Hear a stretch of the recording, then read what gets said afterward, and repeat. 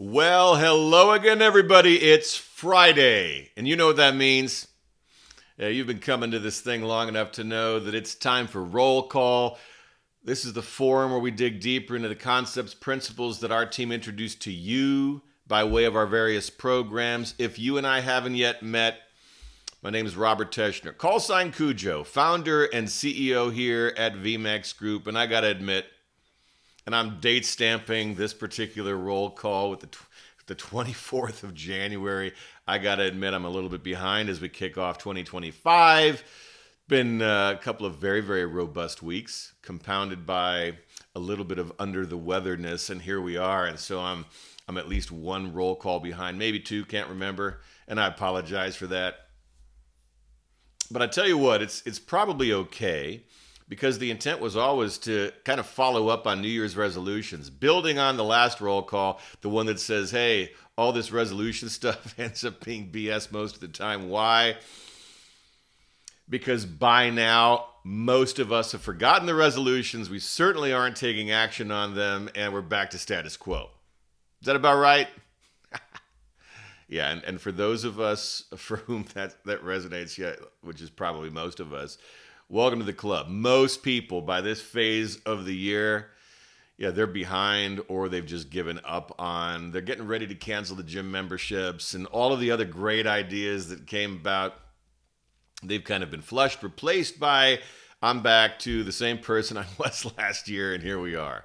And it's a sad thing to admit, but it's the reality, all right? It is the reality. Documented all over the place, link in the little description that highlights just some of the data. This is just the way things are.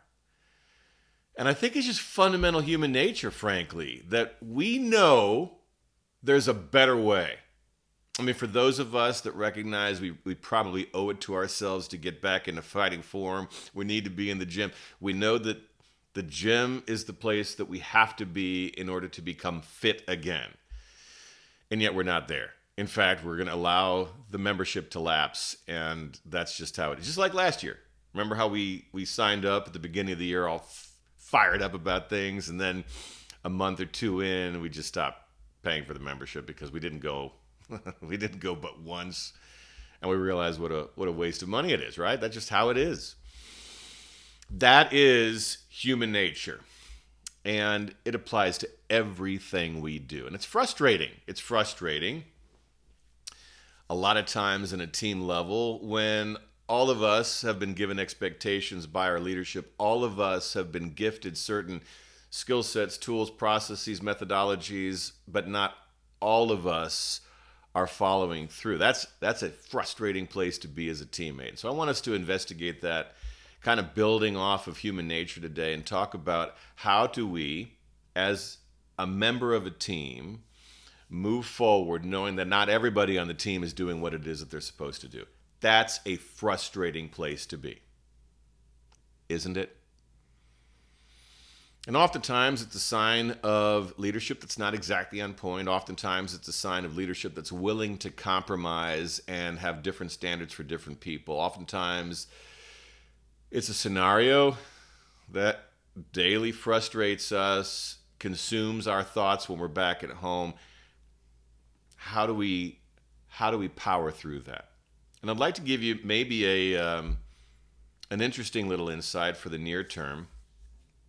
And so I'm going to talk specifically to teammates right now, not leaders. I'm going to come back to leaders here in a second.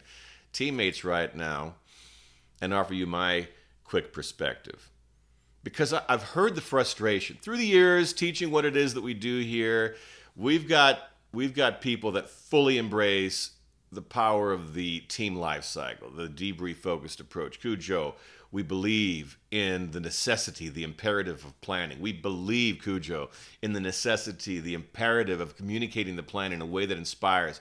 We believe that in the midst of execution, we've got to be pre-debriefing our way to success. And we believe, Cujo, in the imperative, the necessity of learning post-mission how to have a better one next time.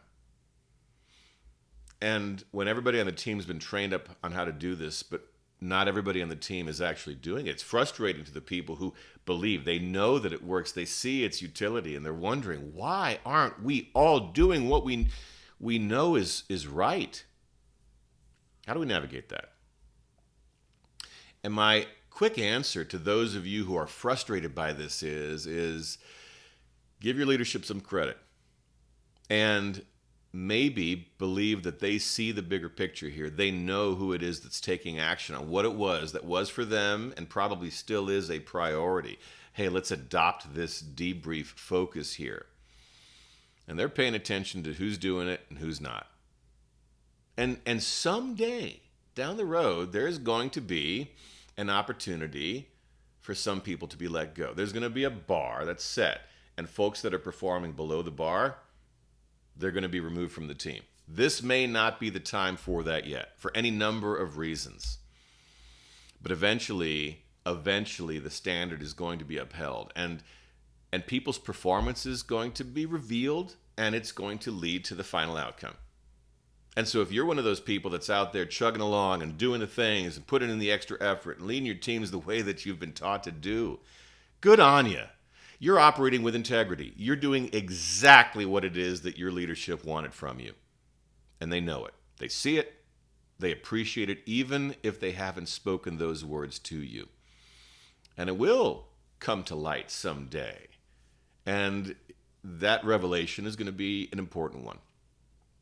I'll tell you what, it's so easy for all of us, even when we've been gifted the knowledge, the wisdom, the skill sets, the practical experience of testing it all out, to retreat back to status quo and to not do the things that leadership has asked of us. But I have to believe that they see it. In fact, we have we post Top Gun Teamwork reach out and have conversations with the leaders, and we talk about their experiences and what they're seeing. And I tell you what, we have a documented on film leader who says, look, we sent a bunch of people through Top Gun Teamwork. We know who all of those people are. We also communicated with VMAX Group to figure out who actually did all the work and who didn't. And they said it correlates one for one. The people that put in the effort, did the work, they're leading better. And the folks that just showed up and didn't do anything, no change. Make no mistake, someday that is going to be a factor. And it tracks with my experience, truly in the high performance team world. I knew that I had a lot of limitations to overcome. I knew that I wasn't the best planner. I wasn't the best communicator. I certainly was not the best pilot out there. And when it came to debriefs, I was just not good. And so what I did was I just kept, working at all of this stuff. For me, the work week was Monday through Thursday. Friday I took off. That meant Monday night, Tuesday night, Wednesday night, Thursday night. When I was back home from work, I was still working. I was in my apartment and I was practicing. Why? Because I had to overcome my own limitations. I had to lead better. This was the only way that I knew to do it. And then every time that I went out there and actually took a real swing of the bat, leading an actual mission, I felt like I was getting exponentially better. And it wasn't the coolest thing to do. I missed out on all kinds of great opportunities. Lots of movies I didn't see. There's lots of restaurants I didn't go to. There's lots of things I didn't do. But I achieved my ambition, and that was to go to the weapons school as a student and eventually come back as an instructor, which was an additional bonus. And that took putting in the effort. And putting in the effort was recognized by my leadership. They saw it. And they eventually rewarded me with a ticket to the thing that opened all the doors for me, weapons school. So to those of you who are frustrated that not everybody on the team is doing what it is that they're supposed to be doing, they're not operating with integrity, don't you give up. You be different from them. You keep on doing the things that you know work. You keep on leading effectively, and it will catch up with you, okay? In a good way. Good. Separately, leaders, fellow leaders who are out there observing all of this stuff. At some point, you do have to make that cut. At some point, you do have to recognize those who are fulfilling your expectations, doing what it was that you asked of them, And we have to all realize that we are under no obligations to continue to keep teammates on board the team who aren't doing what you've asked of them. And I tell you what, and I just had a conversation this week about it. A leader lamenting that, it's just hard to find good workers out there. We just have to accept whatever we have over here. It's a dangerous way to lead. It says we're going to have a very, very low bar, very, very low expectations for everybody. That typically causes your high performers to not want to stick around.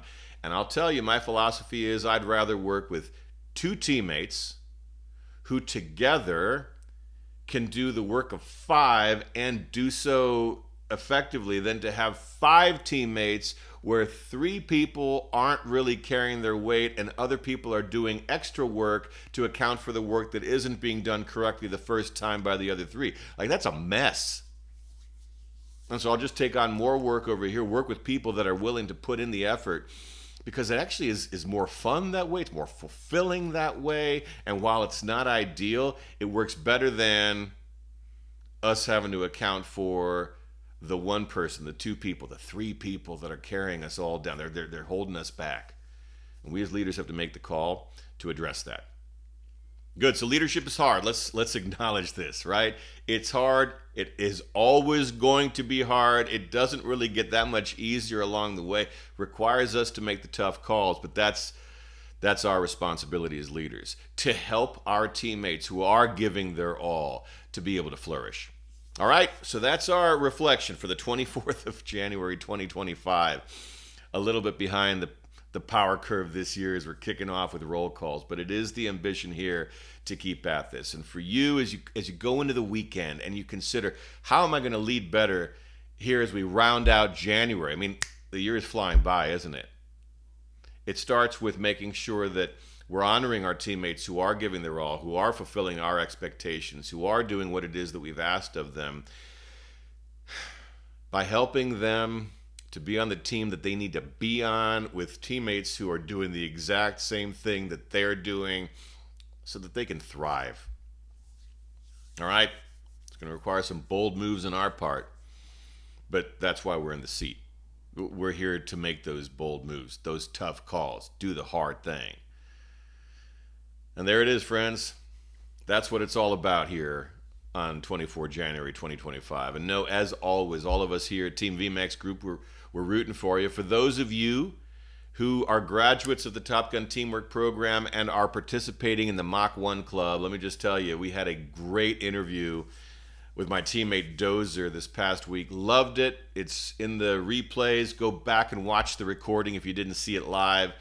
Next up is my teammate, former teacher of mine, Shark Garland. Cannot wait to interview him. And then behind him, Ed Galrine, call sign Spike. Loving this. I'm loving this.